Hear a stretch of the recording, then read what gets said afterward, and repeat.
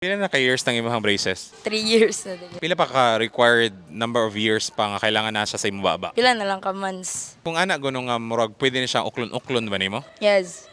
Nga naman, unsay rason na nganong uklon na nato? Kay kuan man. Humana naman. So mura ra nagrelasyon nga kung di naganahan, uklon na sad nato. If dili na ganan, oklo na. So karon wala pa kay giukal. Wala ko kabalo. Nana kay bulagan, nabiyaan na. Pero pa ko kabuhi.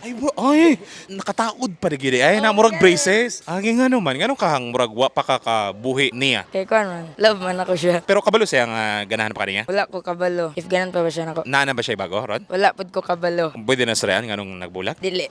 Nabay puruhan nga pwede pang balikan. Maybe. Gabuhat kag mga ways karon para mabalikan siya. Gan pa ako siya time. Nganong magnangay siya time? Wala siya relo. Naa.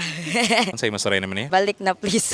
Pero kana bang moingon ka mohatag kag time, magpaabot pog ka nga musturya siya nga okay na. Siguro mo kung gawlat. So far, pila na mga kakabulan gahulat or tuig? Months pa. Need pa niyag more time sa imong pagdao? Yeah, I think so. Cause busy man ka siya nga pagkatawo. Sana all busy. Napakaidungag. Wala na. Okay, unsay makastorya ni mo si Mamiga? Git Wilson.